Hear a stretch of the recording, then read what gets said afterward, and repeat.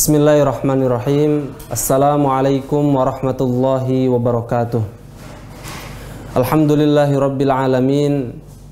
Wabihi nasta'inu ala umuri dunya waddin. Wassalatu wassalamu ala ashrafil anbiya'i wal mursalin.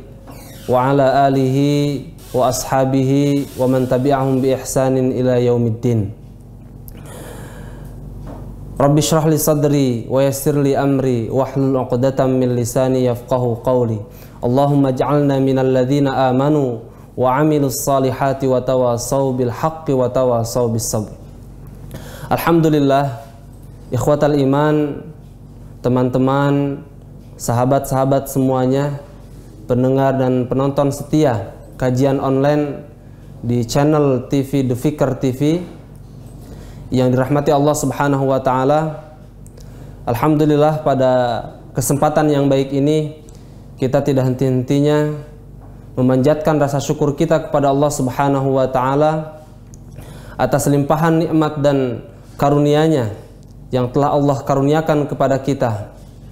Dengan nikmatnya yang telah Allah karuniakan kepada kita, sehingga kita bisa melakukan ketaatan-ketaatan kepada Allah Subhanahu wa taala, dan juga kita bisa melakukan amal salih kepada Allah Subhanahu wa ta'ala.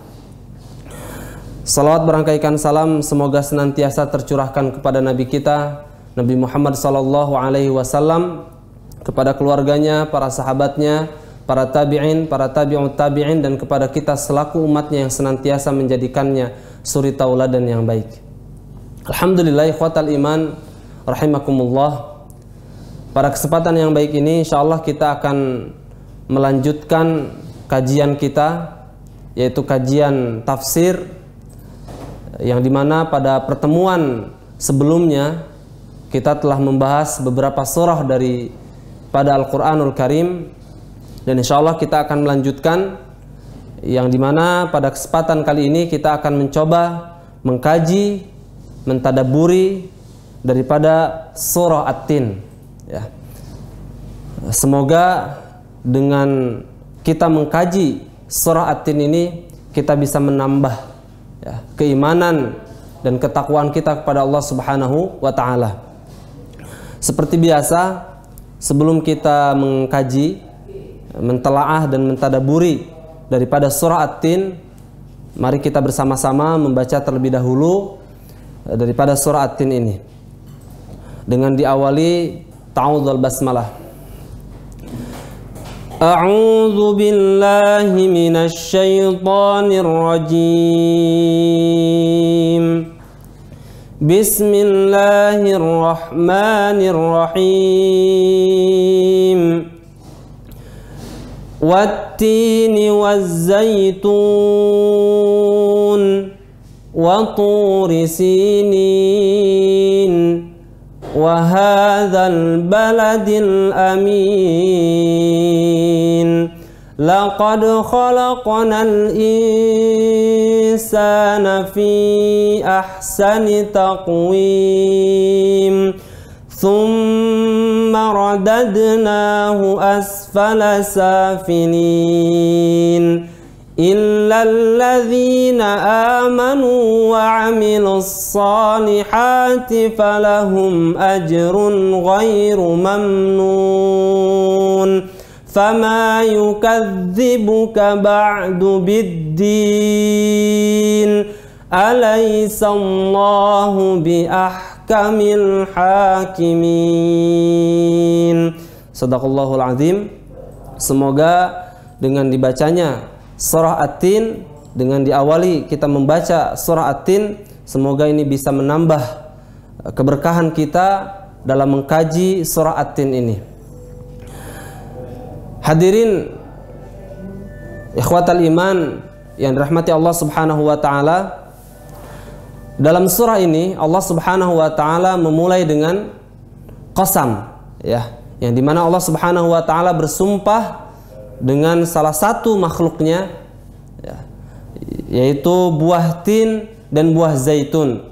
Allah Subhanahu wa taala mengatakan wat-tini waz-zaitun wa turi sinin, ya, demi buah tin dan buah zaitun. Dan juga Allah bersumpah dengan Turi Sinin, yaitu Bukit Tursinah. Allah Subhanahu wa taala juga berfirman, wa hadzal baladil amin, yaitu bersumpah dengan negeri yang aman ini. Apa yang dimaksudkan dengan negeri yang aman? Yaitu para ulama mengatakan bahwasanya yang dimaksudkan dengan negeri yang aman ini adalah Makkah Al-Mukarramah, yaitu negeri Makkah. Kemudian Allah Subhanahu wa taala melanjutkan, laqad khalaqnal insana fi ahsani taqwim. Allah di sini menegaskan bahwasanya Allah Subhanahu wa taala menciptakan manusia fi ahsani taqwim, yaitu dalam bentuk sebaik-baik ciptaannya. Jadi Allah di sini menciptakan manusia dengan bentuk yang paling sempurna dibandingkan dengan makhluk yang lainnya. Mungkin inilah pembahasan pokok yang nanti akan kita kaji, yang dimana nanti akan kita kaitkan dengan apa yang dimaksudkan dengan wattini wazzaitun, yaitu dengan penegasan Allah, di mana Allah bersumpah dengan buah tin dan buah zaitun. Kalau kita lihat dalam ilmu tafsir ataupun dalam kitab tafsir yang lainnya, bahwasanya para ulama di sini berbeda pendapat. Ada khilaf terkait pemaknaan yang dimaksudkan dengan at-tin wa zaitun. Ada yang mengatakan bahwasanya yang dimaksudkan dengan tin wa zaitun itu adalah huwatinukum alladhi yu'kal, yaitu buah tin yang dimana biasa kita makan, yaitu buah tin yang ada di sekeliling kita. Kemudian az-zaitun huwa zaitunukum alladhi yu'sar, yaitu buah zaitun yang dimana biasa kita perah atau kita peras atau kita hancurkan, kemudian kita ambil minyaknya. Jadi Allah di sini bersumpah dengan salah satu makhluk ciptaan Allah Subhanahu wa taala, yaitu buah tin dan buah zaitun. Yang dimana kalau kita lihat dalam buah tin dan buah zaitun itu memiliki banyak keistimewaan. Contoh misalkan buah tin, yang dimana menurut penelitian bahwa di dalam buah tin itu banyak kandungan yang baik untuk dikonsumsi oleh manusia. Yang dimana di dalamnya terdapat omega 3. Kemudian juga ada omega 6. Kemudian juga buah tin itu adalah buah yang baik untuk menstabilkan darah yang ada dalam tubuh kita.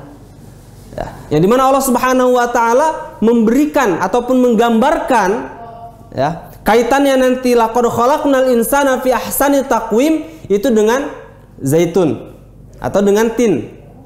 Bahkan saking istimewanya buah tin, beberapa kali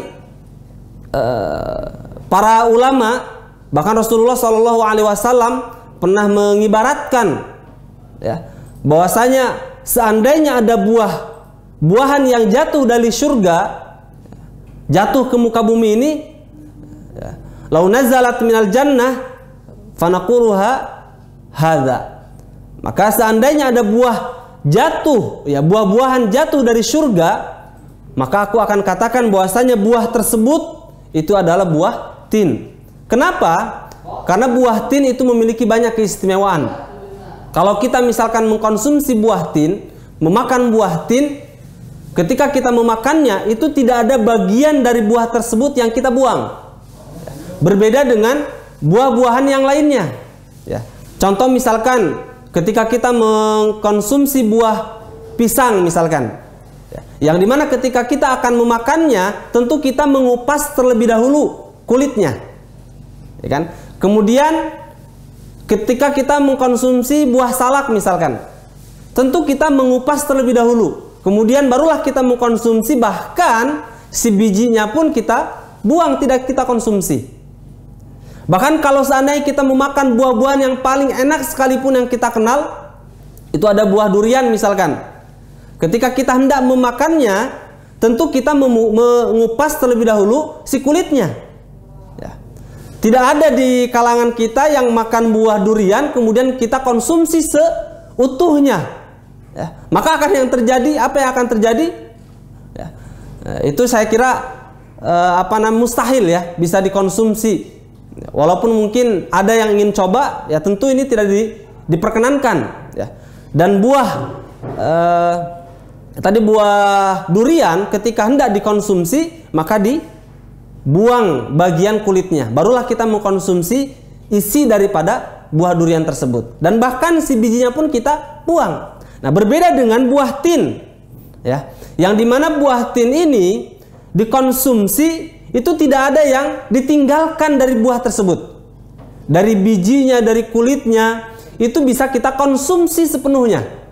Bayangkan. Ya, ibaratnya kalau kita mengkonsumsi buah di surga seperti itu, ya. Tidak ada buah-buahan yang harus kita kupas terlebih dahulu, ya. Jadi semuanya kita petik langsung kita konsumsi, ya.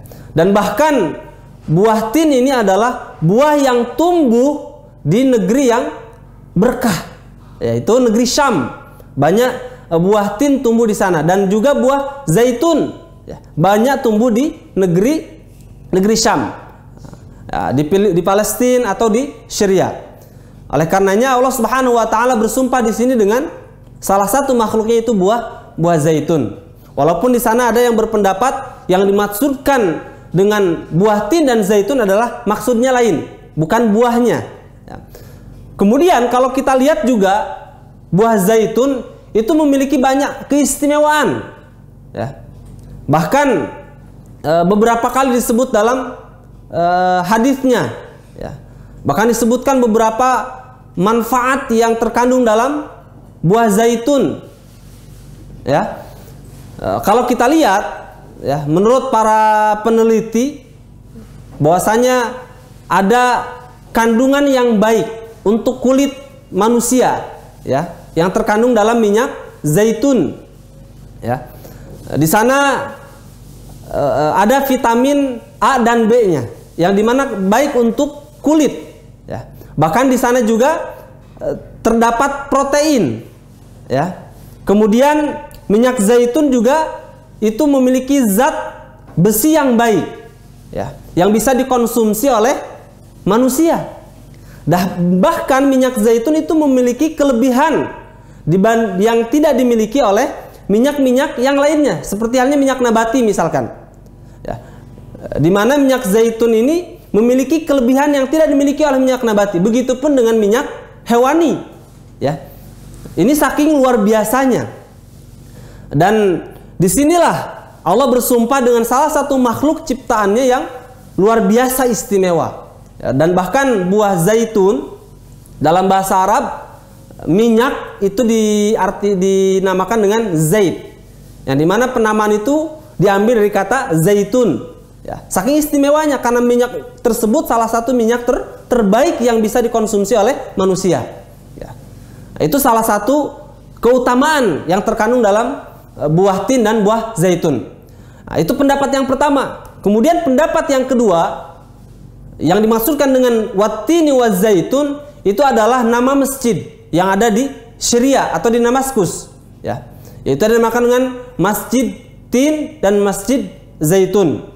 Akan tetapi pendapat yang paling kuat di sini terkait makna yang terkandung ataupun apa yang dimaksudkan dengan wattini wa zaitun itu adalah bukit ataupun tempat yang dimana di situ buah tin banyak tumbuh dan buah zaitun banyak tumbuh. Tepatnya itu di negeri Palestina.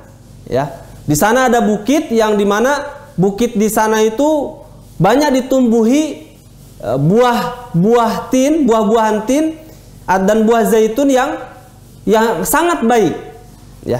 Yang dimana Palestina ini, yang seperti yang kita ketahui bahwasanya itu tempat dimana Nabi Isa alaihi salatu wassalam diutus sebagai Rasulnya Allah Subhanahu wa taala. Ya. Jadi ini pendapat yang kuat. Ya. Kenapa? Karena ini sejalan maknanya dengan waturi sinin. Dan Allah bersumpah dengan demi bukit ataupun gunung Tursina. Ya. Tursina di sini memiliki arti yaitu Jabal alladzi kallamallahu taala alaihi Musa. Yaitu gunung yang dimana Allah Subhanahu wa taala berbincang dengan Nabi Musa alaihi salatu wassalam. Jadi pada konteks ayat pertama Allah Subhanahu wa taala bersumpah dengan tempat di mana Nabi Isa alaihi salatu wassalam diutus sebagai rasul. Kemudian pada ayat yang kedua Allah bersumpah dengan tempat di mana Nabi Musa alaihi salatu wassalam berbincang dengan Allah Subhanahu wa taala. Qala ya Musa inni istafaituka 'alan nasi birisalati wa bikalami. Ya. Yang dimana Nabi Musa alaihi salatu wassalam itu dipilih oleh Allah untuk berbincang. Kemudian Nabi Musa juga diberikan risalah yaitu kitab Taurat ya, untuk umat pada saat itu. Ya. Kemudian Nabi Isa juga diberikan oleh Allah Subhanahu wa taala risalah yaitu Injil ya. Kemudian pada ayat berikutnya Allah Subhanahu wa taala mengatakan wa hadzal baladil amin. Jadi tepatnya pendapat yang paling kuat adalah terkait yang dimaksudkan dengan watini waz zaitun itu adalah tempat di mana Nabi Isa alaihi salatu wasalam diutus dan dilahirkan, yaitu tepatnya di negeri Palestina. Wa hadzal baladil amin di sini adalah maksudnya Makkah al-Mukarramah, ya di mana Nabi kita Muhammad sallallahu alaihi wasallam dilahirkan. Kemudian Nabi Muhammad sallallahu alaihi wasallam juga diutus sebagai nabi dan rasul, ya. Dan bahkan Allah wahyukan kepadanya Al-Qur'anul Karim, ya. Jadi lengkap sudah penjelasan ayat ini. Sesungguhnya ya Allah menggambarkan, ya, tidak hanya bersumpah dengan tin, akan tetapi Allah bersumpah di sini dengan makhluk Allah Subhanahu wa taala yang paling mulia, ya. Salah satunya adalah manusia yang dimana Allah berikan kesempurnaan, ya. Nabi Muhammad sallallahu alaihi wasallam membawa risalah Al-Qur'an. Kemudian Nabi Musa, kemudian Nabi Isa, ya. Itu semuanya adalah salah satu makhluk Allah Subhanahu wa taala yang Allah ciptakan dengan kemuliaannya, ya. Makanya di sini Allah Subhanahu wa taala, ya, menjelaskan terkait muqsam alaihnya, laqad khalaqnal insana fi ahsani taqwim. Jadi sini Allah ingin menegaskan bahwasanya manusia itu Allah ciptakan dengan sebaik-baik ciptaannya. Maksudnya apa? Di sini yang dimaksudkan dengan fi ahsani taqwim itu adalah terkait karunia Allah yang dimana Allah Subhanahu wa taala melebihkan manusia dibandingkan dengan ciptaan-ciptaan yang lainnya. Contoh misalkan manusia dikaruniakan Allah Subhanahu wa taala itu akal dan nafsu. Berbeda dengan makhluk yang lainnya. Yang dimana hewan Allah karuniakan hanya nafsu saja. Ya, tidak diberikan akalnya. Karena kalau seandainya binatang atau hewan Allah karuniakan akal, tentu di sana akan terjadi konflik seperti halnya manusia, ya. Seringkali berkonflik dengan manusia ataupun jenis yang lainnya, ya. Dia bisa berkonflik dengan tetangganya karena sama-sama memiliki akal. Dan kalau seandainya hewan ataupun binatang dikaruniakan akal, maka dia akan bersikap seperti manusia, ya. Di mana sesekali mungkin ayam, kambing, sapi itu mereka akan berpikir, ya, kenapa manusia bisa mengambil manfaat dari saya, ya, dengan mengkonsumsi dagingnya. Kemudian sesekali misalkan hewan tersebut memiliki pikiran, ya, memiliki ide disebabkan karena ada akalnya. Bolehlah sesekali membalikan ataupun bertukar posisi manusia yang dimakan. Tentu akan terjadi konflik hewan, ayam dengan manusia, ya. Tetapi dengan kemuliaannya Allah Subhanahu wa taala menciptakan binatang dengan satu sisi saja, ya. Berbeda dengan manusia. Manusia itu memiliki sifat dinamis, ya. Berbeda dengan hewan yang dimana default, ya. Dia tugasnya itu adalah begitu saja, ya, menjalankan perintahnya saja, ya. Hewan, malaikat pun sama, ya. Wa yaf'aluna ma yu'marun. Malaikat itu melakukan sesuatu apa yang telah diperintahkan oleh Allah, ya. Dia tidak bisa melakukan ataupun bernegosiasi seperti manusia, ya. Malaikat itu ketika Allah katakan A, maka dia akan melakukan A, ya. Ketika dikatakan B, maka dia akan melakukan B, ya. Karena dia melakukan apa yang Allah perintahkan saja. Seperti halnya hewan, ya. Dia termasuk makhluk yang default, yang artinya dia beraktivitas itu begitu saja, ya. Dia misalkan berkembang biak, ya, melakukan hubungan, ya, dengan lawan jenisnya. Itu adalah bagian dari kebiasaan manusia, kebiasaan daripada binatang, ya. Nah, tetapi manusia Allah ciptakan dengan sebaik-baik ciptaannya, ya. Di mana Allah karuniakan akal dan pikiran, yang dimana manusia ini artinya memiliki sesuatu yang lebih dibandingkan makhluk yang lainnya, ya. Memiliki potensi yang besar, ya, yang dimana potensi itu kalau seandainya digunakan dengan baik maka akan menjadi makhluk yang baik. Tapi sebaliknya seandainya potensi itu dia gunakan, ya, dengan istilahnya jasad yang kita miliki ini kita tidak gunakan untuk melakukan ketaatan kepada Allah, maka jasad kita ini tidak ada bedanya dengan hewan, ya. Karena sama-sama memiliki hawa nafsu, ya. Tetapi seandainya manusia ini bisa memenuhi potensi dua, ya, kebutuhan jasmani dan kebutuhan rohaninya, maka manusia ini akan menjadi makhluk yang sempurna, ya. Seperti yang Allah katakan, laqad khalaqnal insana fi ahsani taqwim. Bahkan beberapa ulama mengatakan bahwa manusia itu a'dalul khalqi, yaitu ciptaan Allah yang paling seimbang, ya. Yang dimana manusia itu memiliki potensi melakukan perilaku dosa, ya. Dan manusia juga memiliki potensi melakukan ketakwaan kepada Allah, melakukan ketaatan kepada Allah, ya. Artinya manusia itu bisa saja melakukan salah, ya, dan bisa juga melakukan sesuatu yang baik dan benar. Mana Allah katakan fa'alhamaha fujuraha wa taqwaha. Nah, ketika kebutuhan, ya, yang berpotensi ini, ya, itu dilakukan dengan seimbang, maka manusia itu akan menjadi ciptaan Allah yang paling sempurna, ya. Ahsanul khalqi, ya, ciptaan yang paling sempurna. Berbeda dengan hewan. Makanya apa yang telah Allah karuniakan kepada kita, tangan, hendaknya kita lakukan, ya, untuk wasilah kita taat kepada Allah.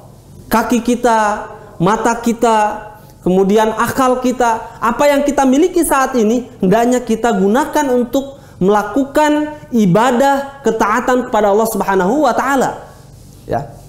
Karena kalau seandainya kita tidak melakukan ketaatan, apa bedanya dengan hewan? Bahkan beberapa kali Allah Subhanahu wa taala mengibaratkan manusia itu seperti binatang, ya. Misalkan kamatsalil kalb, ya. Mathaluhu kamatsalil kalb. Mereka itu seperti anjing, ya. Bahkan beberapa kali Allah menyebutkan manusia itu seperti qiradatal khasiin, seperti monyet, ya. Ya. Atau kamatsalil himari yahmilu asfara, seperti himar, ya. Apa bedanya? Karena kenapa? Apa yang ada dalam potensi diri manusia itu, ya, potensi ruhiyahnya tidak dipenuhi. Akhirnya mereka itu semua hanya memenuhi potensi ataupun kebutuhan daripada jasmaninya, ya. Mereka melakukan hubungan dengan lawan jenis, ya. Hewan pun bisa, ya. Berkembang biak, hewan pun bisa. Ya. Tetapi itu bisa bernilaikan ibadah, ya, bisa bernilai mulia di sisi Allah kalau seandainya itu didasari dengan dasar ruh kepada Allah Subhanahu wa taala. Jadi seperti halnya manusia ketika diciptakan oleh Allah, sebelum dilahirkan ke muka bumi ini, yang paling utama diciptakan adalah jasmaninya dulu, jasadnya. Ya. Karena manusia itu berasal dari setetes mani yang hina. Ya. Kemudian Allah tempatkan pada tempat yang kokoh dalam waktu tertentu. Akhirnya pada 40 hari berikutnya, pada bulan ketiga ataupun mendekati, Allah tiupkan ruh. Ya. Sampai disitulah manusia itu bernyawa. Jadi pada dasarnya manusia itu memiliki dua sisi yang harus dipenuhi, ya, yaitu sisi rohani dan sisi jasmaninya. Ya. Kita tidak bisa memenuhi sisi jasmaninya saja. Kalau seandainya manusia mengikuti sisi jasmaninya, itu tidak akan pernah merasakan puas. Ya. Bagaimana manusia mengejar harta, ya, tahta, wanita, itu tidak bisa ada puasnya, tidak ada puasnya. Ya. Mendapatkan harta ini, dia ingin terus mengejar. Mendapatkan kekayaan ini, dia terus ingin menggali kekayaan berikutnya. Mendapatkan jabatan ini, dia ingin mendapatkan jabatan-jabatan yang lainnya. Bahkan ketika dia mendapatkan wanita, dia pun akan mencari wanita yang lebih sempurna yang dia miliki saat itu. Karena itu yang dia penuhi itu hanya jasmaninya saja. Ya. Oleh karenanya, apabila kita ingin menjadi makhluk yang mulia di sisi Allah, maka yang harus kita penuhi adalah sisi rohaninya, yang dimana kita melakukan ketaatan kepada Allah Subhanahu wa taala, mengabdi. Ya. Karena manusia itu bisa melakukan, ya, ataupun menimbang, ataupun melakukan sesuatu yang berpotensi mengikuti hawa nafsu. Ya. Misalkan kita dari hari ke hari, dari waktu ke waktu, kita mencari harta, ya, kita mencari nafkah, ya, kita meninggalkan salat kita, ya, kita meninggalkan ibadah-ibadah yang lainnya hanya untuk memenuhi kebutuhan jasmani kita, memenuhi perut kita. Ya. Kita mengorbankan segalanya, kita mengorbankan Allah hanya untuk memenuhi kebutuhan jasmani kita. Tetapi sebetulnya itulah yang akan menjerumuskan manusia ke dalam kehinaan. Makanya Allah katakan, "Tsumma radadnahu asfala safilin." Bahwasanya manusia itu suatu saat Allah akan kembalikan dia ke tempat yang paling hina, ke tempat yang paling rendah. Ya. Ada yang mengatakan di sini, yang masukkan "tsumma radadnahu", dikembalikannya manusia asfala safilin, itu adalah neraka. Ya. Jadi berarti manusia itu berasal dari neraka, bukan? Artinya manusia itu dikembalikan ke tempat yang paling hina, dan tempat yang paling hina itu adalah neraka.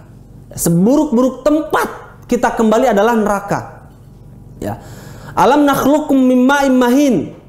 Ya. Tidakkah manusia itu aku ciptakan dari setetes air yang hina? Ya. Jadi manusia dikembalikan ke tempat yang hina. Kalau seandainya potensi yang telah Allah berikan yang banyak itu tidak digunakan untuk sebaik-baiknya, bahkan lebih hina kata Allah dibandingkan binatang. Ya. Bahkan penghuni yang paling banyak di neraka, ya, di samping golongan jin dan manusia, ya, di samping jin itu adalah manusia.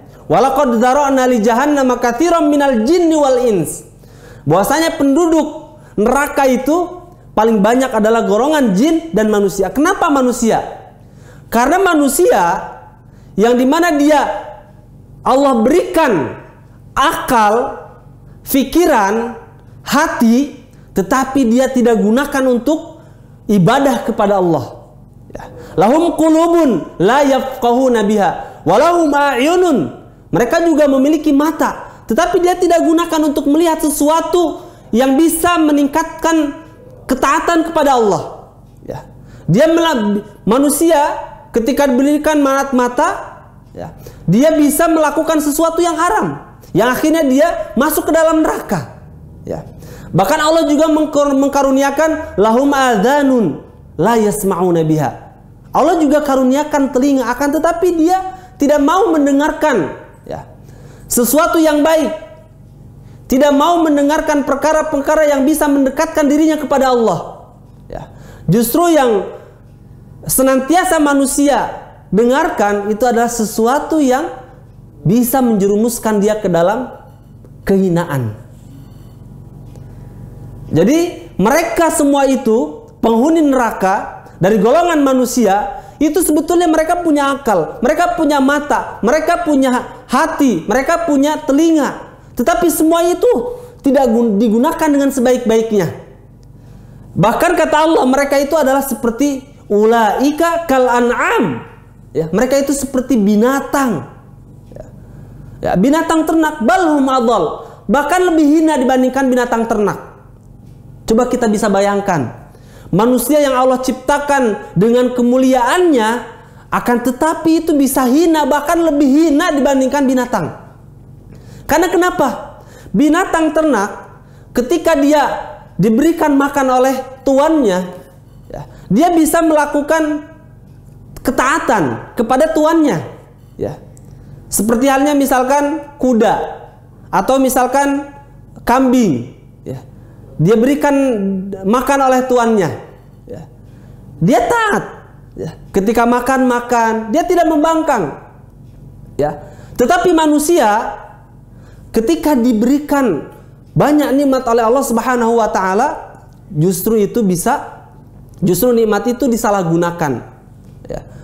Justru nikmat itu menjadi penyebab dia masuk ke dalam neraka. Justru nikmat itu menyebabkan dia murka kepada Allah, ya. Bahkan menjadi penantang Allah Subhanahu wa taala, ya. Saking dia tidak bersyukurnya, ya. Tidak bisa memanfaatkan karunia, kelebihan yang Allah berikan kepada manusia, ya. Jadi manusia sudah diberikan banyak nikmat, ya, diberikan banyak kelebihan, tetapi itu semua dia tidak lakukan, tidak manfaatkan dengan baik untuk mendekatkan dirinya kepada Allah. Ya. Fasilitas itu semua tidak dia gunakan untuk mendekatkan dirinya kepada Allah. Ya. Akhirnya semua itu menjadi bumerang, ya. Yang akhirnya dia masuk ke dalam neraka disebabkan karena dia kufur atas nikmat yang telah Allah karuniakan kepada dirinya, ya. Bahkan Allah kembalikan, ya, tsumma radadnahu asfala safilin. Allah kembalikan pada tempat yang betul-betul hina, ya. Betul-betul yang paling rendah, ya. Sampai sejauh itu.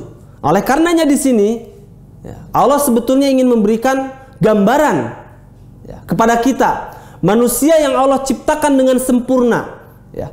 Mata Allah ciptakan dan Allah tempatkan pada tempat yang sesuai, ya. Kemudian telinga ditempatkan pada tempat yang sesuai. Tangan pun sama. Coba bisa kita bayangkan kalau seandainya mata kita ditempatkan di belakang, ya. Kemudian telinga di atas kepala, hidung di dagu kita. Coba bisa kebayang begitu buruknya ciptaan itu, ya. Begitu buruknya bentuk tersebut. Ya, tapi Allah ciptakan, ya, manusia dengan ciptaan yang paling seimbang, yang paling sempurna, ya. Telinga, mata Allah berikan dengan sempurna, ya. Tetapi, ya, dengan kesempurnaan itu manusia bisa hina, ya, apabila dia tidak bisa dia gunakan dengan sebaik-baiknya. Coba kita lihat konteks ayat ini, ya. Dengan ciptaan Allah Subhanahu wa taala, manusia diciptakan dengan sebaik-baik ciptaan, bahkan tidak hanya diciptakan dengan ciptaan yang paling baik, bahkan Allah berikan tuntunan, ya. Seperti halnya Allah berikan Al-Quran kepada Nabi Muhammad, yang dimana Al-Quran ini adalah sebagai petunjuk bagi manusia, ya. Yang harusnya menjadi pedoman, justru Al-Quran ini menjadi bumerang bagi dirinya, yang dimana Al-Quran ini diabaikan, ya. Dia tinggalkan, dia tidak pernah membacanya, dia tidak pernah mentadaburinya, dia tidak pernah ingin tahu apa yang dimaksudkan dalam Al-Quran, ya. Ya. Suatu saat Al-Quran yang harusnya menjadi syafaat bagi kita, justru menjadi penantang kita. Dulu ketika engkau di dunia, engkau abaikan aku, kata Al-Quran. Dan sekarang tibalah hari pembalasan yang dimana engkau harus mempertanggungjawabkan perbuatan yang telah engkau lakukan di dunia ini, yang dimana engkau mengabaikan aku, kata Al-Quran. Dengan Al-Quran lah manusia itu bisa pada titik yang paling mulia, yang dimana Allah angkat di dunia ini manusia itu dengan Al-Quran. Contoh misalkan, ketika orang meninggal, kemudian akan dikuburkan, penempatan apabila banyak orang yang meninggal, kemudian siapa yang paling dahulu harus dimakamkan, yang harus ditempatkan? Tentu orang yang paling banyak Al-Qurannya. Kemudian ketika menjadi imam, siapa yang dipilih pertama? Orang yang paling banyak hafalan Al-Qurannya, bukan siapa yang paling tua. Oleh karenanya di dunia pun Allah berikan banyak keistimewaan, banyak kemuliaan dengan Al-Quran. Apalagi di akhirat. Bahkan tingkatan surga pun bisa kita raih disebabkan karena Al-Quran kita. Oleh karenanya mereka yang beruntung adalah orang yang bisa memanfaatkan Al-Quran yang telah Allah turunkan melalui Nabi Muhammad. Kemudian tiba pada kita,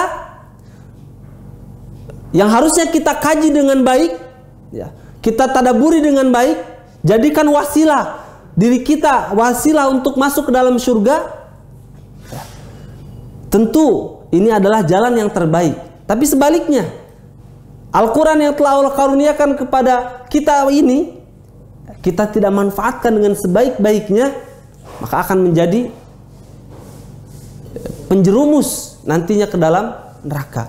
Oleh karenanya, manusia dengan ciptaan yang sempurna, Allah berikan banyak, Allah berikan tuntunan, pedoman hidup dalam dunia ini. Coba kalau kita lihat, Al-Quran luar biasa.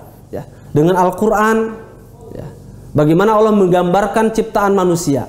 Dengan Al-Quran, bagaimana Allah menggambarkan tentang kehidupan di dunia ini.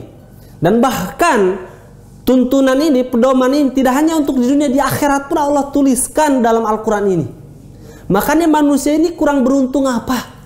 Tinggal menjalankan saja, tetapi manusia justru malah mengingkari Al-Quran, mengingkari ciptaannya yang begitu sempurna. Ya akhirnya Allah kembalikan manusia kepada tempat yang hina, seperti halnya manusia diciptakan dari setetes air yang hina. Tsumma radadnahu asfala safilin. Ada beberapa yang berpendapat, ikhwatal iman rahimakumullah, bahwasanya dimaksudkan dengan tsumma radadnahu asfala safilin itu adalah kinayah anil haram wad dha'f.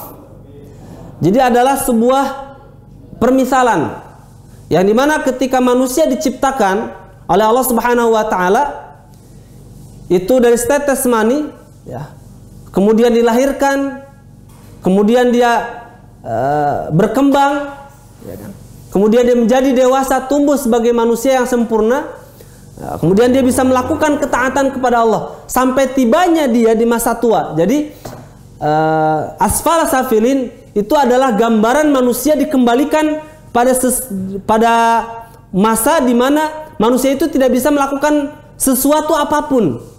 Contoh misalkan manusia ketika dilahirkan, manusia itu hanya bisa menangis. Ketika makan harus disuapin, Bahkan ketika minum harus diminumin.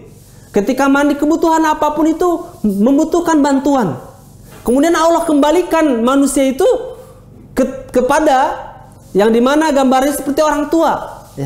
Orang tua kalau kita lihat, ketika dia pikun, bertambah usia, kemudian hilang ingatannya, dia akan berperilaku ataupun bersifat seperti anak kecil.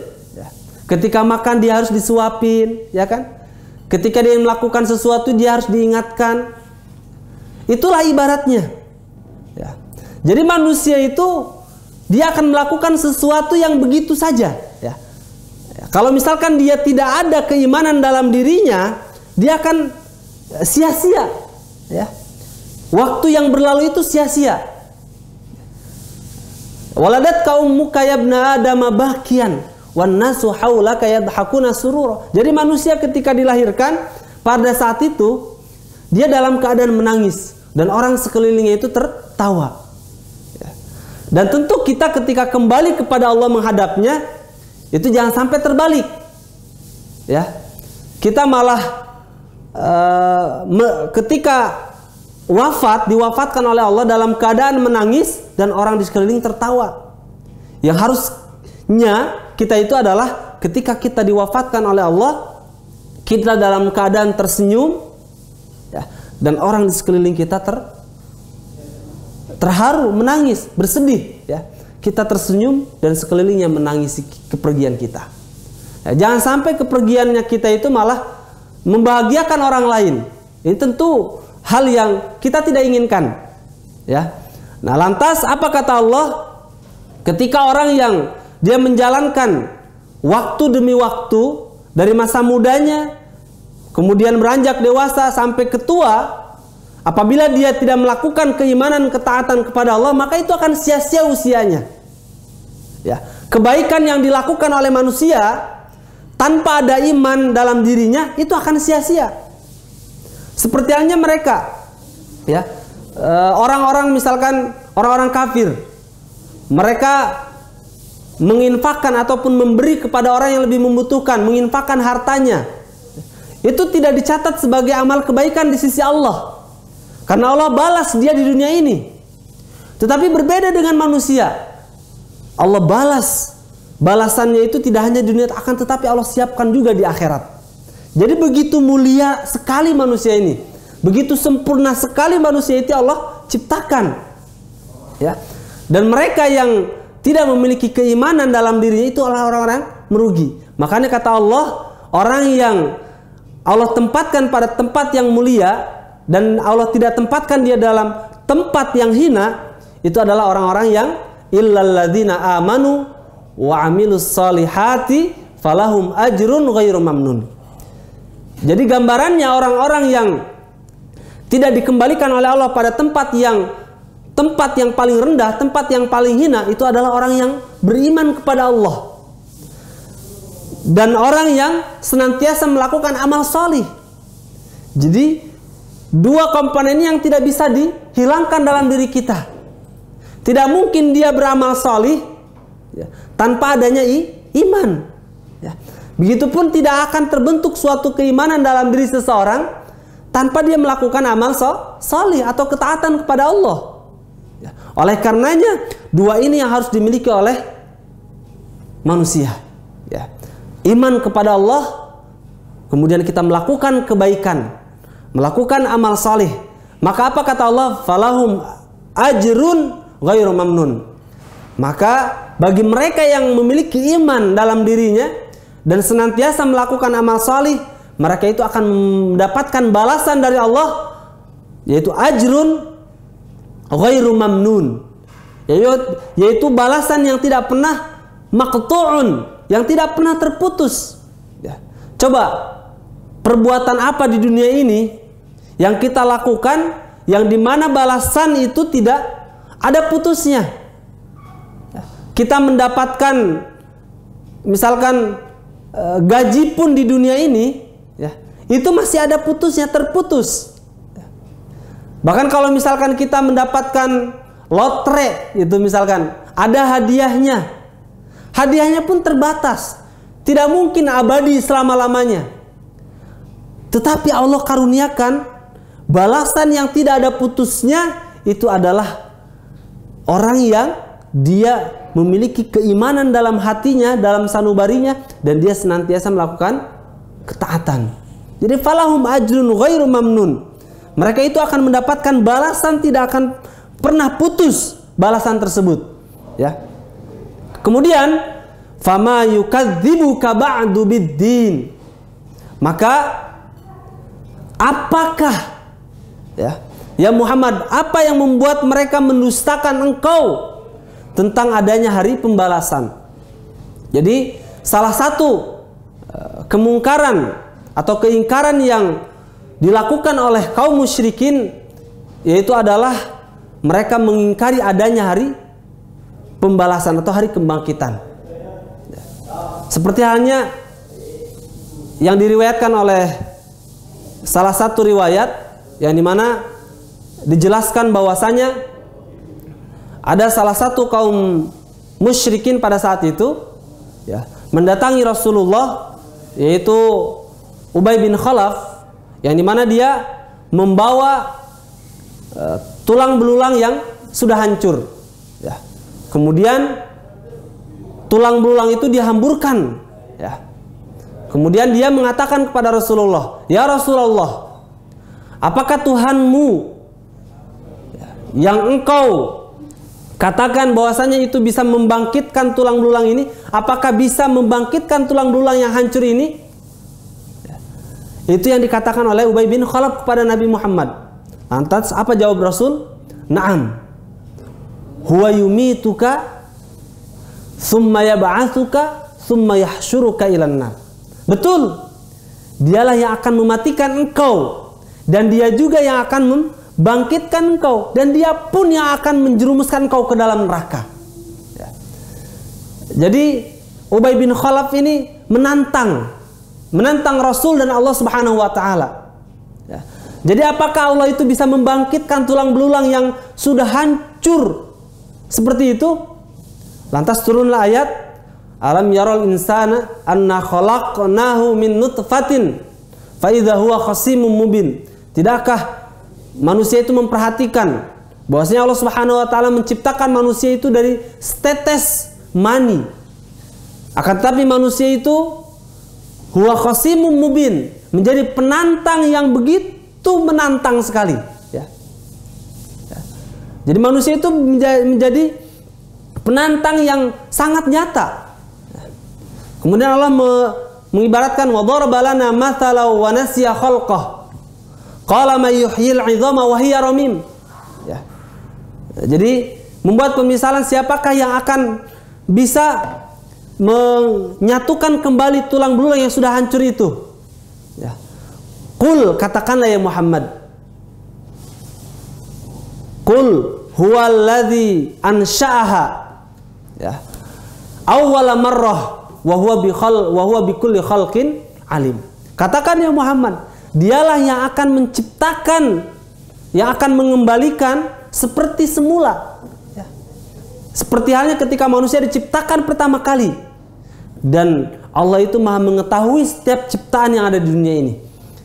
Jadi manusia ketika dia diberikan nikmat oleh Allah Subhanahu wa taala, terkadang bukannya digunakan untuk dia berpikir ya, menambah dia untuk bertafakur ya, memikirkan ya, bahwa ciptaan Allah yang begitu dahsyat ini bisa meningkatkan dia ketaatan kepada Allah. Justru manusia itu menjadi penantang Allah ya. Penantang yang dimana siapa yang akan yang bisa menyatukan kembali tulang belulang tersebut. Itu yang terjadi saat itu, yang dimana dia menantang, Ubay bin Khalaf ini menantang Rasulullah ya. Fama yukadzibuka ba'du biddin, tentu hari pembalasan itu hari yang dimana sangat menegangkan. Makanya din di sini bisa berarti hutang, yang dimana ketika orang berhutang kemudian tiba waktunya di mana dia harus membayarkan hutang, itu adalah waktu yang paling tidak ditunggu-tunggu, apalagi kita dalam keadaan belum siap. Ya, orang yang belum siap untuk membayarkan hutang ketika ditagih itu luar biasa.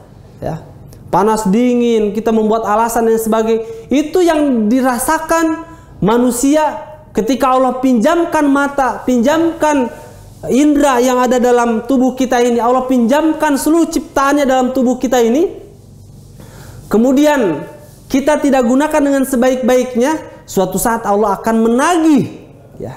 Dan tentu orang yang belum siap tadi ya, ketika ditagih belum siap, dia akan kelabakan ya.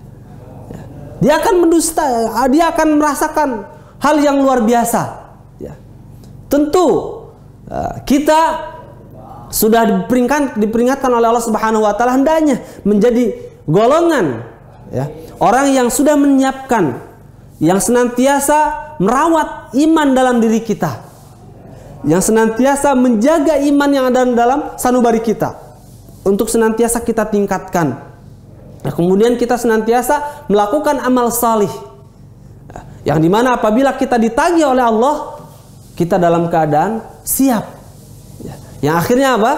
Allah tempatkan kita di dalam surganya Allah Subhanahu wa taala bersama para syuhada was salihin. Kemudian Allah melanjutkan dalam ayat yang terakhir, Allah mengatakan, menegaskan di sini, alaihissallahu bi ahkamil hakimin.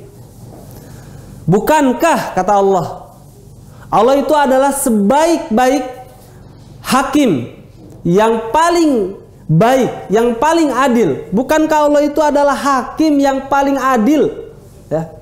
Jadi sini Allah ingin menegaskan bahwasanya manusia ketika melakukan sesuatu di dunia ini, Allah itu akan membalas, Allah itu akan menghakimi di akhirat. Jadi jangan sampai kita menganggap apa yang kita lakukan di dunia ini Allah tidak membalasnya. Pasti Allah balas. Walaupun terkadang kebaikan yang kita lakukan itu tidak sebanding balasannya di dunia ini, tapi ingatlah, Allah sudah menyiapkan balasan yang paling sempurna di akhirat. Ya. Kemudian ada orang yang misalkan dia melakukan perbuatan dosa yang lainnya, ya, yang dimana dia mencuri misalkan. Terkadang balasan di dunia dia tidak setimpal. Ya. Ada yang dia korupsi misalkan, ya, mengambil barang ataupun uang yang bukan haknya dengan jumlah yang sangat besar. Akan tetapi hukuman yang didapatkan di dunia ini tidak setimpal dengan apa yang dia ambil. Tapi ingatlah, walaupun di dunia ini dia tidak mendapatkan balasan yang setimpal, tapi ingat di akhirat, ya, bahwasanya pengadilan akhirat itu tidak akan pernah terlewatkan sejengkal pun, ya. Tidak akan pernah terlewatkan waktu, ya, yang dimana tidak mungkin Allah adili, pasti diadili. Ya. Begitupun dengan perbuatan-perbuatan yang lainnya, ya. Perbuatan dosa, zina, mencuri dan lain sebagainya, meminum minuman khamr, ya. Sampai hal sekecil apapun itu yang kita lakukan di dunia ini yang bernilai dosa, itu pasti akan dihakimi oleh Allah Subhanahu wa taala dan akan dimintai pertanggungjawabannya. Oleh karenanya tentu, ya, kita harus senantiasa menyiapkan diri kita agar termasuk golongan yang dimana kita bisa masuk ke dalam surganya Allah, yang senantiasa menancapkan dalam sanubari kita keimanan yang paling mantap, ya, keimanan yang paling baik, dan senantiasa meluzumkan itu amal salih dalam keseharian kita. Karena kita tidak ingin, ya, ketika kita nanti kita diadili, kita ternyata belum siap, ya, yang akhirnya kita termasuk orang yang merugi, yang dimana Allah tempatkan fi asfali safilin, ya, yaitu fi asfala safilin, berarti pada tempat yang paling rendah, ya. Alaihissallahu bi ahkamil hakimin. Tentu gambaran ini tentunya bisa dijadikan, ya, ayat ini bisa kita jadikan sebagai bahan renungan, yang dimana Allah menciptakan manusia ini dengan ciptaan yang paling sempurna, yang harapannya dengan diberikannya pedoman, yaitu Al-Quran melalui Nabi Muhammad. Bahkan pada umat sebelumnya Allah berikan kitab Taurat dan Injil, ya, kepada Nabi Isa dan Nabi Musa, yang harapannya itu bisa menjadi pedoman, petunjuk dalam hidupnya, yang dia bisa mengimani kitab tersebut, ya, yang bisa mengimani Al-Quran tentunya. Tetapi justru malah sebaliknya, Al-Quran yang ada di hadapan kita ini, kita tidak pernah menyentuhnya, kita tidak pernah ingin mengkajinya. Ya, akhirnya itu semua menjadi hal yang merugikan bagi diri kita, yang dimana kata Allah, manusia itu Allah akan suatu saat akan Allah tempatkan. Nah, katakan summa, ya, suatu saat. Jadi sebetulnya Allah memberikan kesempatan. Summa di sini adalah kata penghubung yang memiliki arti ataupun memiliki arti waktu lama. Ya. Kalau misalkan fa, kata penghubung yang dimana memiliki waktu, artinya memiliki arti waktu dekat. Ya. Jadi summa radadnahu asfala safilin, suatu saat nanti akan Allah kembalikan manusia itu yang mereka tidak taat itu, akan Allah kembalikan pada tempat yang hina. Ya. Jadi kita senantiasa menjaga keimanan kita, ya, dengan mengkaji surah At-Tin ini hendaknya menjadi acuan. Apa yang telah Allah berikan dalam diri kita ini, yang Allah karuniakan kepada kita ini, keluarga yang baik, ya, kemudian raga yang baik, ya, harta yang baik, kenikmatan semuanya yang baik, itu menjadikan diri kita untuk taat kepada Allah Subhanahu wa taala, ya. Tapi ingat, apabila pemberian itu kita kufuri, maka Allah akan kembalikan kita, ya, dengan dikembalikan kepada tempat yang paling hina. Tsumma radadnahu asfala safilin. Inna azabi lasyadid, kata Allah.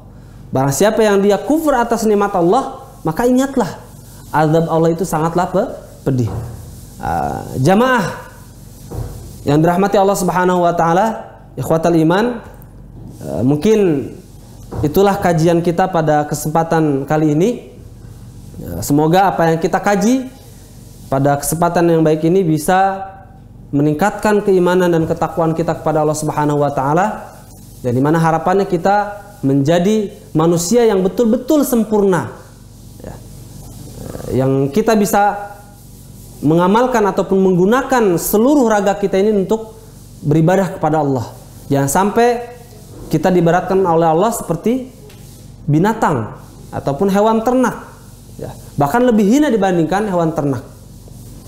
Ya, tentu kita tidak ingin, oleh karena kita jadikan ayat ini untuk evaluasi, ya, untuk muhasabah, agar kita termasuk golongan yang Allah tempatkan sebagai golongan yang beruntung, yang Allah tempatkan di surganya Allah Subhanahu wa taala. Mungkin itu bisa saya sampaikan, kurang lebihnya saya mohon maaf. Akhirul kalam, assalamualaikum warahmatullahi wabarakatuh.